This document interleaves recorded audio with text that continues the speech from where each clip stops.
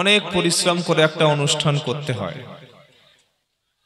আল্লাহ তাআলা এই যুবকদের যেন ফারুকে আজম ওমর ফারুকের মতো কবুল করেন, সকলে বলি আমিন। আল্লাহ তাআলার অশেষ দয়া, অশেষ রহমত, এত পাপ করার পরেও তিনি আমাদেরকে প্রতিশোধ নেননি। এজন্য তাকে বলা হয় গফুর। আমরা যা পাপ করি এটা সবগুলো আল্লাহ জানতে পায় না কিছুটা জানতে পারে না? কি মনে হয়? সব জানতে পায়। আচ্ছা, অন্ধকারে যদি আলো নিভিয়ে দিয়ে ঘরের দরজা লক করে জানালা স্লাইডিং বন্ধ করে পাপ করি, জানতে পারবে। কানে হেডফোন দিয়ে যদি কোনো কিছু শুনি এটা জানতে পারবে? তাহলে হেডফোনটা কানে দিয়ে লাভ নেই। কি বুঝলেন? কানে ব্লুটুথ দিয়ে গান শুনলে যদি আল্লাহ জানতে পায়, তো ওরকম ব্লুটুথ দিয়ে লাভটা কি আছে? কি গো, জোরে শুনলে আল্লাহ শুনতে পাবে, আর যদি কানে আস্তে আস্তে শুনি আল্লাহ শুনতে পাবে? কি মনে হচ্ছে আপনাদের? সূরার নাম মুলক। ও আসিররু কাওলাকুম আও ইজহারু বিহি আলা ইয়ালামু মান খালাক ওয়া হুয়াল লাতীফুল খবীর। আল্লাহ বলছে, শোনো, তুমি জোরে বলো আর আস্তে বলো, প্রকাশ্য বলো আর হেডফোনে বলো আর ব্লুটুথে বলো, যিনি সবকিছু শুনতে পান, সবকিছু জানেন, তিনি কে? আল্লাহ। তিনি অন্তরের খবর রাখেন। স্বামীর অন্তরের খবর কিন্তু স্ত্রী জানে না। কিরকম? স্বামী স্ত্রীকে ভালোবাসে, আবার কেশপুরে একটা মেয়েকে ভালোবাসে, ওটা মনে মনে রেখেছে, ওটা স্ত্রী জানে না। কিরকম হয় না? হয় না? কাজের জায়গায় একটা মেয়েকে খুব পছন্দ করে, এটা মনের খবর, ওটা কিন্তু স্ত্রী জানে না।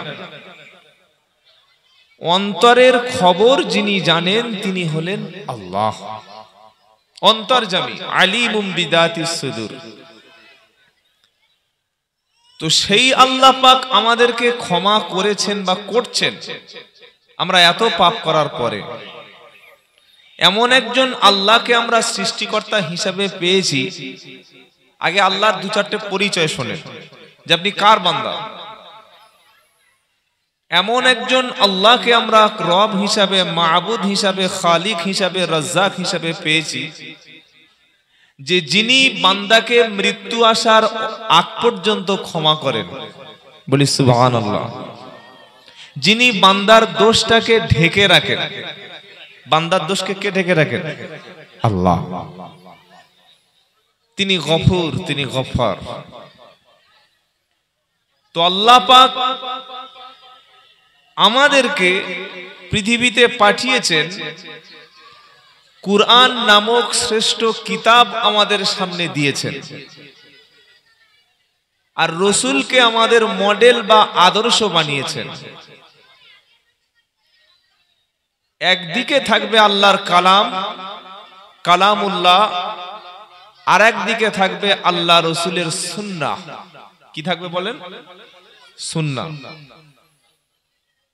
আমরা অনেকে ভুল ব্যাখ্যা করি যে কোরআন আর হাদিস, কিন্তু আসল শব্দ হবে তারাকতু ফিকুম আমরাইনি লান তাদিল্লু মা তামাসসাকতুম বিহিমা কিতাবাল্লাহি ওয়া সুন্নাতার রাসূলিহি। সব সুন্নাহ হাদিস, কিন্তু সব হাদিস সুন্নাত না। কি রকম? আল্লাহর নবী সাল্লাল্লাহু আলাইহি সাল্লাম তিনি একবার একটা ময়লা স্তূপের কাছে গেলেন আর দাঁড়িয়ে পেশাব করলেন।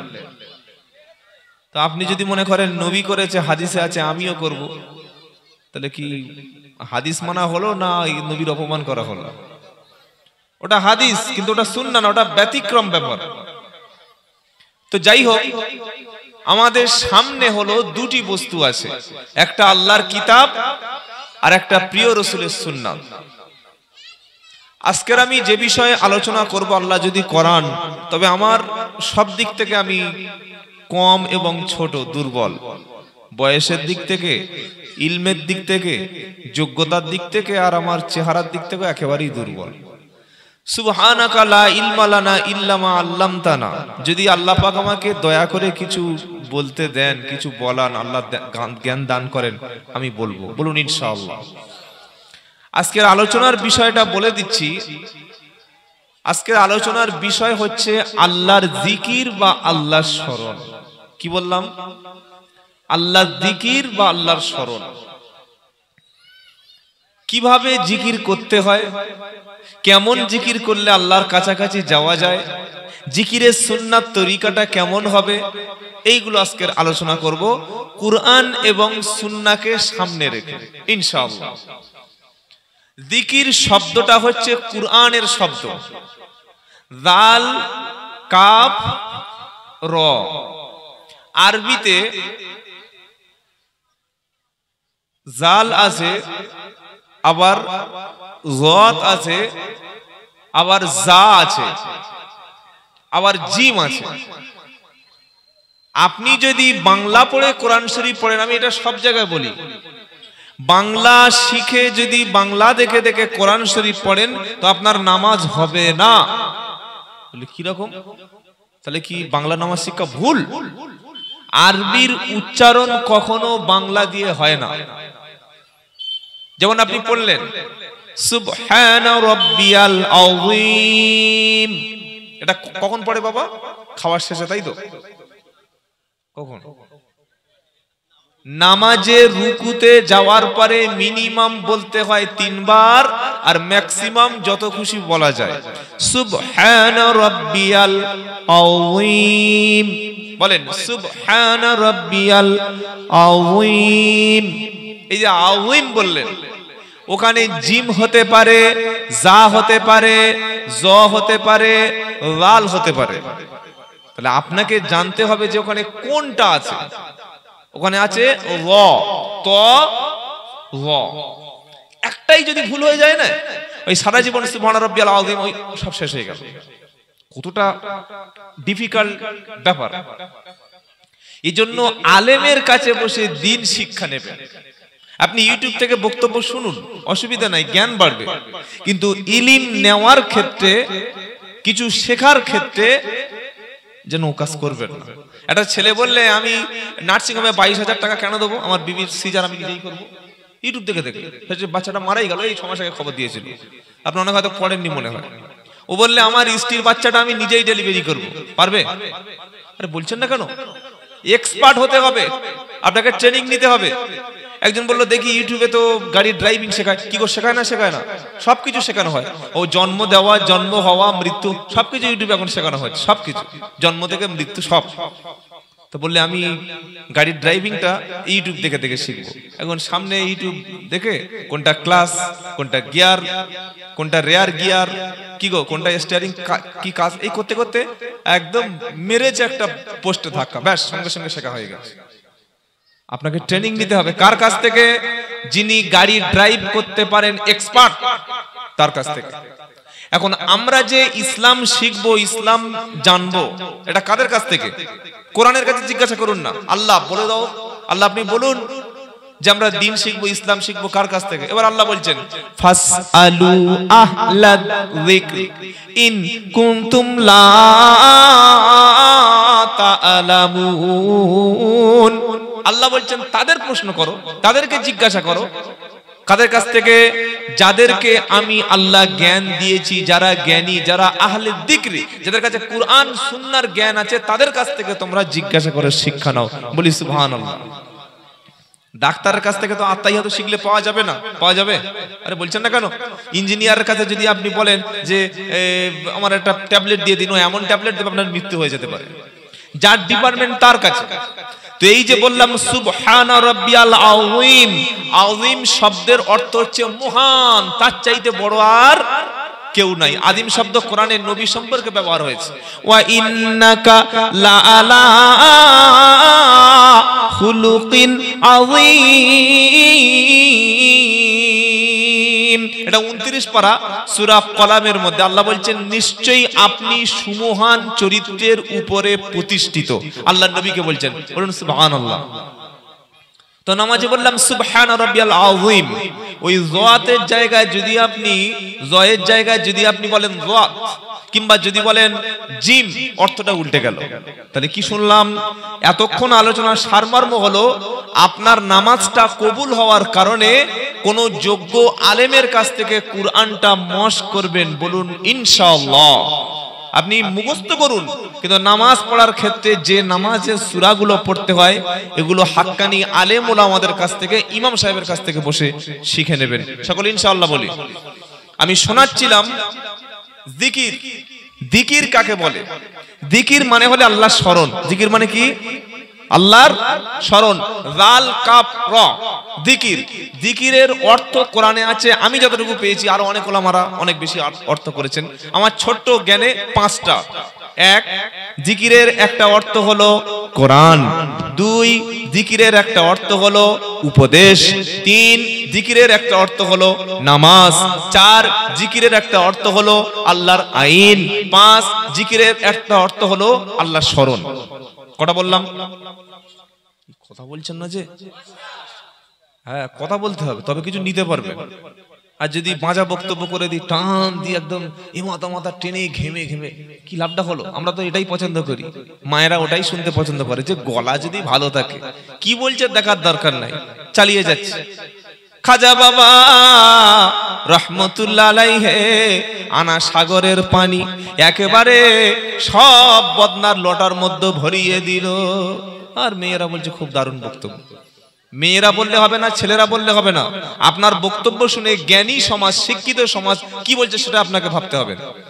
যারা দাঁড়িয়ে দাঁড়িয়ে পায়ের বা ঠ্যাঙের বা শরীরের কষ্ট দিচ্ছেন, আমি বলবো যদি আপনার হাঁটুটা মুড়ে থাকে, এসে দয়া করে এখানে বসুন। দাঁড়ানো, আপনাদের এলাকার লোক দাঁড়াতে মানে ভালোবাসে, তাই না বাবা? হ্যাঁ, ঠিক আছে, দাঁড়ান। যারা ভালোবাসেন দাঁড়ান। দাঁড়িয়ে খান, দাঁড়িয়ে ঘুমান, ঘোড়ার মতো। ঘোড়া শোয়ে? আরে বলছেন না কেন? পৃথিবীতে এক্সেপশন প্রাণী হচ্ছে ঘোড়া, ও কোনোদিন জীবনে শোয়ে না। আল্লাহ বলছে, আমি ঘোড়া বললে আল্লাহ আমি ঘুমাবো কি করে? ও তোকে দাঁড় করিয়ে ঘুমাবো। কি গো, ঘোড়া দাঁড়িয়ে দাঁড়িয়ে ঘুমায়? ও খায় দাঁড়িয়ে দাঁড়িয়ে, পায়খানা করে দাঁড়িয়ে দাঁড়িয়ে, এটা ঘোড়ার অভ্যাস। তো কেশপুরের মানুষ কি সব ঘোড়া হয়ে গেল নাকি গো?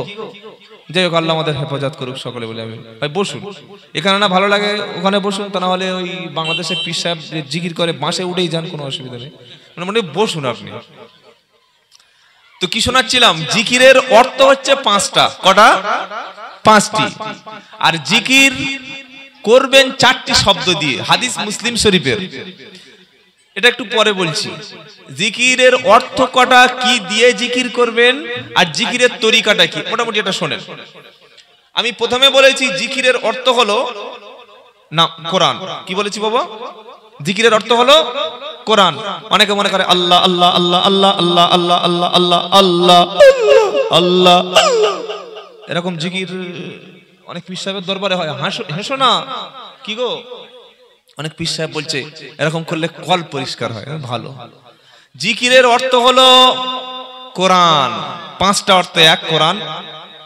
এটা হচ্ছে 14 নম্বর পারা, 1 নম্বর পৃষ্ঠা, 6 নম্বর, 7 নম্বর লাইনের 9 নম্বর আয়াত, সূরা নাম আল হিজর। জিকিরের অর্থ কোরআন। কোরআন হচ্ছে একটা জিকির। বলি সুবহানাল্লাহ। একটা জিকিরের কটা অর্থ হতে পারে? কি কি জিকির? কোরআন হলো আল্লাহর জিকির। 2 নম্বর বলেছি জিকিরের অর্থ হচ্ছে উপদেশ। এটা আছে 26 নম্বর পারা, 19 নম্বর পৃষ্ঠা, 13 নম্বর লাইনের 28 নম্বর আয়াত, সূরা কফ। জিকিরের অর্থ হলো একটা উপদেশ। জিকিরের তৃতীয় অর্থ হলো নামাজ। 28 নম্বর পারা, 13 নম্বর পৃষ্ঠা, 3 নম্বর লাইনের একদম 9 নম্বর আয়াত, সূরার নাম জুমা। এখানে জিকিরের অর্থ আল্লাহ বলছেন নামাজকে জিকির বলা হয়েছে। এবার জিকিরের আরেকটা অর্থ হচ্ছে আল্লাহর আইন। আল্লাহর আইন জিকির। এটা আপনি পাবেন 16 নম্বর পারা, 19 নম্বর পৃষ্ঠা, 13 নম্বর লাইনের 124 নম্বর আয়াত, সূরার নাম তহা। জিকিরের শেষ অর্থ হলো আল্লাহ স্মরণ। এটা 2 পারা, 2 সূরার একদম 10 নম্বর লাইনের 2 পৃষ্ঠার 152 নম্বর আয়াত। এবার চলুন একটু আলোচনার ভিতরে প্রবেশ করি। আমাদের সমাজে এতদিন আমাদের একটা মানে ভুল ধারণা ছিল যে শুধু আল্লাহ আল্লাহ বা ইল্লাল্লাহ এটা মানে জিকির, তাই তো বাবা? বা তাসবিহ পড়া জিকির। কিন্তু জিকিরের অর্থ কোরআনুল কারীমের যদি আমরা একটু পর্যালোচনা করি 5টা পেলাম। প্রথমে জিকির কি? কোরআন। প্রথম জিকির কি? কোরআন কোথায় আছে? ইন্না নাহনু নাযালনা যিকরা ওয়া ইন্না লাহু লাহাফিজুন। এটা সূরা হিজরের 9 নম্বর আয়াত 14 পৃষ্ঠা। আল্লাহ বলছেন নিশ্চয়ই আমি আল্লাহ নাজিল করেছি কোরআন, আমি নাজিল করেছি জিকির। কোরআনের নাম এখানে কি গো? জিকির। আমি আল্লাহ নাজিল করেছি জিকির, আর এটার হেফাজতের দায়িত্ব আমার। বলি সুবহানাল্লাহ। এজন্য 1400 বছর হয়ে গেছে, কিতাব আজও পরিবর্তন হয়নি। বাইবেল আর নাই, উল্টে পাল্টে লিখে 12টা বাজে দিয়েছে। তাওরাত আর নাই, ইনজিল নাই, আছে জাবুর নাই। কিন্তু কিয়ামতের 1 সেকেন্ড আগ পর্যন্ত যেভাবে নবীর জামানায়, নবীর শেষ যুগে কোরআন ছিল, ওইভাবেই থাকবে, একটা অক্ষরের কোনোদিন পরিবর্তন হবে না। বলুন সুবহানাল্লাহ। যেহেতু কোরআন হলো জিকির, কোরআনের একটা নাম কি বললাম? জিকির। কোরআন হচ্ছে জিকির। নিশ্চয়ই আল্লাহ নাজিল করেছেন, হেফাজতের দায়িত্ব তার। সবচাইতে উত্তম শিক্ষা কোরআনের। সুবহানাল্লাহ বলেন। খায়রুকুম মান তাআল্লামাল কুরআনা ওয়া আল্লামাহু। নবী বলেন তোমাদের মধ্যে সবচাইতে উত্তম হলো তারা নিজে কোরআন শেখে যারা, অপরকে কোরআন শিক্ষা দেয় যারা, তারা হলো সবচাইতে ভালো। বলুন না সুবহানাল্লাহ। আপনি যে কোনো পীর সাহেবের বাড়ি যান, পীর সাহেবের দরবারে যান, কোন জায়গায় নিষেধ নাই। যদি গিয়ে দেখেন পীরের দরবারে কোরআন নাই, পীর কোরআন শেখায় না, পীর সাহেব কোরআন পড়াচ্ছে না, সাথে সাথে চলে আসুন। ওখানে গেলে কিন্তু জান্নাতের রাস্তা, জোরে বলেন, পাবেন না। পীর কিভাবে চিনবেন? পীর চেনার প্রথম উপায় হলো পীর কখনো দুনিয়া লোভী হবে না। পীরের প্রথম শর্ত দুনিয়া বিমুখ হবে, টাকার পিছনে ছুটবে না, পয়সার পিছনে ছুটবে না, পয়সা ছুটবে পীরের পিছনে। আর আমাদের এমন অনেক পীর সাহেব আছে, টাকা না দিলে এই সাইড হও, মুসাফা করতে দেয় না। কি গো, প্রচুর পীর সাহেব আছে, টাকা না নিয়ে তার বাড়িতে গেলে মুসাফা পর্যন্ত করতে দেয় না। এটা কখনো পীর না। পীরের দরবারে প্রথম থাকবে নামাজ, পীরের দরবারে থাকবে কুরআন। যে পীর তার মুরিদদেরকে কোরআন শিক্ষা দেয় না, যে পীর তার মুরিদদেরকে কোরআন শিখতে দেয় না, বরং কোরআনের তাবিজ দেয়, কি গো আছে না নাই? কি সর্বনাশ! পেশাব পায়খানা, বাচ্চাদের পেশাব বিছানায় হচ্ছে, তাবিজ দিচ্ছে। পেশাব দিয়ে বলছে রাত্রে পেশাব করতে মানা করবে, রাত্রে পানি কম খেতে বলবে বাচ্চা। তো রাত্রে পানি না খেলে এমনি তো পেশাব হবে না। কি শুনছেন আপনারা? স্বামী স্ত্রী ঝগড়া হলো, মুরিদ গিয়ে বলল পীর সাহেব এখন কি করব? বললে দাঁড়াও 2 মিনিট দেরি করো, জেরক্সের মাল দিয়ে দিল, চালিয়ে দিল গলায়। কিন্তু তার দরকার ছিল কোরআন, কোরআন শিক্ষা দেওয়ার দরকার ছিল। কোরআন তো জিকির। পীর সাহেবের বলা উচিত ছিল ওয়া আশিরুহুন্না বিল মারুফ। আল্লাহ বলছেন শোনো, সূরা বাকারায় আল্লাহ বলছেন তোমরা তোমাদের স্ত্রীদের সঙ্গে ভালো আচরণ করো। এটা পীর সাহেবকে বলা উচিত ছিল, কিন্তু তিনি বললেন তাবিজ নাও। শেখানোর দরকার ছিল কোরআন, উনি কোরআন শিক্ষার সিস্টেমটাই তুলে দিয়ে তাবিজ দিয়ে দিলেন। মানুষ পরিবর্তন হবে? আরে বলছেন না কেন? কোরআন হলো জিকির। এবার পশ্চিম বাংলার জমিনে প্রত্যেকটা পীরের বাড়িতে কাল সকালে যান, পীরের দরবারে চলে যান, গিয়ে দেখুন উনি মুরিদদেরকে ওযু করিয়ে, গোসল করিয়ে হাতে কোরআন তুলে দিচ্ছে কিনা। ওযু গোসল করানোর পরে যদি পীরের হাতে, পীর মুরিদের হাতে কোরআন তুলে দেয়, পীর সাহেব নিজে কোরআন পড়তে পারে, পীর সাহেব নিজে সই করে কোরআনটা পড়তে পারে, তো ভাবতে হবে হ্যাঁ ইনি একটা পীর হতে পারেন, হতে পারেন। আর যদি দেখেন কোরআন শেখায় না, কোরআন শিখতে দেয় না, মুরিদদেরকে ওই খালি বলছে আমার বাপের ওজিফা পড়ো, আমার নিজের লেখা বই পড়ো, আমার তাবিজ নিয়ে চলে যাও, 500 টাকা করে ফেলে দাও, বুঝতে হবে ইনি জান্নাতে যাওয়ার পীর না, ইনি জাহান্নামে যাওয়ার পীর। কথা বুঝতে পারলেন? পীর প্রথম হলো হাক্কানি পীরের দরবারে গেলে কোরআনের শিক্ষা পাওয়া যাবে। খাজা মহিউদ্দিন চিশতি, বড় পীর আব্দুল কাদের জিলানী রহমতুল্লাহ আলাইহি, নিজামউদ্দিন আউলিয়া রহমতুল্লাহ আলাইহি, আশরাফ আলী থানভী রহমতুল্লাহ আলাইহি, কাশিম নানভী রহমতুল্লাহ আলাইহি, তারা কি আল্লাহর ওলি ছিলেন না? আরে বলছেন না কেন? ছিলেন। তাদের দরবারে, তাদের আস্তানায় গেলে প্রথমে মুরিদকে তাবিজ দিতেন না, প্রথমে মুরিদকে বশ করে নিতেন না, যেটা করতেন সেটা মুরিদের হাতে কোরআন তুলে দিতেন। যদি আপনাদের হাতে কোরআন তুলে দেওয়া হয় আর নিজে সহি করে কোরআন পড়তে পারেন, যেহেতু কোরআন হলো জিকির, এই জিকিরটা যখন সমাজে চালু হবে সমাজ থেকে সমস্ত রকমের নোংরামি বন্ধ হয়ে যাবে। বলুন সুবহানাল্লাহ। সবচাইতে উত্তম বাণী কার? কোরআন শিক্ষা দিচ্ছে, ওয়ামান আহসানু কাওলাম মিম্মা দাআ ইলাল্লাহ ওয়া আমিলা সালিহাও ওয়া ক্বালা ইন্নানি মিনাল মুসলিমিন। পীর তো কোনোদিন নিজের দিকে ডাকবে না, কোন হাক্কানি পীর, বড় পীর আব্দুল কাদের জিলানী কোনোদিন বলেনি যে আমার কথাগুলো মেনে নাও, আমার দিকে এসো, আমার খেদমত করো, বলেনি। খাজা মঈনুদ্দিন চিশতি রহমাতুল্লাহ আলাইহি বলেনি। কি গো বলেছে? আল্লাহ কি বলছেন? ওয়ামান আহসানু কাওলাম মিম্মা দাআ ইলাল্লাহ ওয়া আমিলা সালিহাও ওয়া ক্বালা ইন্নানি মিনাল মুসলিমিন। এটা 24 পারা 19 পৃষ্ঠা 4 নম্বর লাইনের সূরা হামিম সিজদায় পেয়ে যাবেন। সন্দেহ হলে কোরআনটা একটু খুলে দেখে নিন।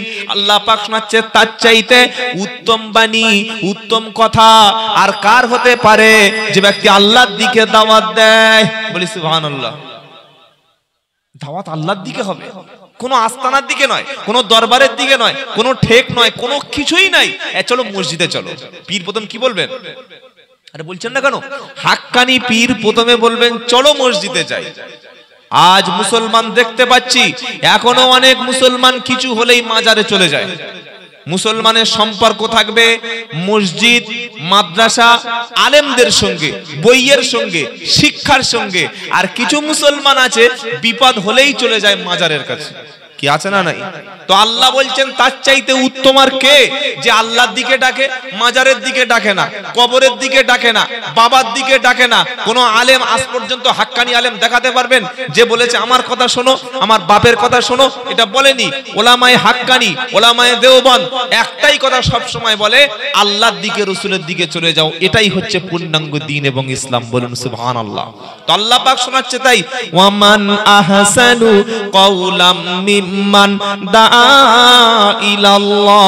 তার চাইতে উত্তম বাণী আর কার হতে পারে যে ব্যক্তি আল্লাহর দিকে দাওয়াত দেয়, আল্লাহর দিকে ডাকে এবং ওয়া আমিলা সালিহা আর নিজেও নেক আমল করে, ওয়া ক্বালা ইন্নানি মিনাল মুসলিমিন এবং নিজেকে বলে মুসলমানদের একজন। ডাক দেবো কার দিকে? জোরে বলেন। মদখোর সমাজে আছে, সুদখোর সমাজে আছে, বেদিন সমাজে আছে, মাতাল সমাজে আছে। তাদেরকে ডেকে ডেকে আল্লাহর ঘরের দিকে নিয়ে যাব, কোরআনের দিকে নিয়ে যাব। এই কাজটা করবে যারা, এই ডাক দেবে যারা, কোরআন শোনাচ্ছে সবচাইতে উত্তম কথা হলো তাদের যারা আল্লাহর দিকে দাওয়াত দেয়। সুবহানাল্লাহ বিহামদি সুবহানাল্লাহ। এইবার আপনি পীরকে পরীক্ষা করে নেন। আমরা কি করি? ইসলামকে দিয়ে পীরকে জাস্টিফাই করি যে আমার পীর সাহেব তো এই জিকিরটা শেখালেন, বা পীর সাহেব এই দোয়াটা বলে দিলেন, বা এইভাবে বললেন। এখন এটা দলিল, কিন্তু আসল দলিল হচ্ছে আল্লাহর রাসূল পাক সাল্লাল্লাহু আলাইহি ওয়াসাল্লাম। কি গো শুনছেন আপনারা? আল্লাহ যদি কোরআনে বলে থাকেন আর রাসূল পাক সাল্লাল্লাহু আলাইহি ওয়াসাল্লামের সুন্নায় যদি থাকে, এইটা আমি মেনে নেব। পীর সাহেব করুক বা না করুক, আমার হুজুর সাহেব করুক বা না করুক, আমার মুফতি সাহেব করুক বা না করুক, এটা আমাদের দলিল না। কিন্তু আমরা এমন অন্ধভক্ত হনুমান হয়ে যাই যে আমার বাবা যেটা বলেছে ওটাই আমার দলিল। সামনে কোরআন এনে দিলে, সামনে নবীর সুন্নাহ এনে দিলে, সবকিছু দলিল এসে যাওয়ার পরে মানুষ তখন বলে, কালকের আমার কিছু বন্ধু বান্ধব বসে আছি আসরের নামাজের পরে, তো বসে বসে দেখি ওই এই অনেক সময় দেখবেন হ্যান্ডবিলে বা বিভিন্ন ক্যালেন্ডার, এটা খুব ভালো করে শুনুন, বিভিন্ন ক্যালেন্ডার, বিভিন্ন হ্যান্ডবিল, বিভিন্ন ইস্তেহার, বিভিন্ন রকম যে ইসলামিক লিফলেট ছড়ানো হয়, ওর একদিকে লেখা থাকে আল্লাহ, একদিকে লেখা থাকে মুহাম্মদ, একদিকে কাবা শরীফের ছবি, একদিকে রাসূল পাক সাল্লামের কবর বা মাজার বা রওজার ছবি। কি বাবা আছে না নাই?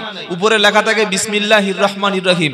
আমি আমার যে মাদ্রাসা, আমি বললাম এবার থেকে মাদ্রাসার বিল আগে চাপিয়ে দিয়েছি ভুল করে এই 1000 মতো, এবার নতুন যে বিলটা আসবে ওই উপরে কাবা বা উপরে মদিনা এটা আমরা আর রাখবো না। তখন একটা ছেলে বললে, কি হুজুর মক্কা মদিনা রাখা, সেদিকে লাভ দিয়ে উঠেছে, মক্কা মদিনা রাখা যাবে না, আল্লাহ রাসূল রাখা যাবে না, মুহাম্মদ নাম রাখা যাবে না। ভাই ঠান্ডা হয়, চিল্লাচ্ছিস কেন?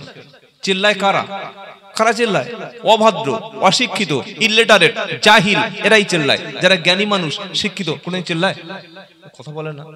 না, আমাদের বক্তা যারা, আমাদের একটু সাবধানে কথা বলা উচিত। আমরা মাঝে মাঝে খিচুড়ি, কি রে বাবা, আল্লাহ রাসূল বলেছে, কি ঠান্ডা মাথায় কথাটা বললাম।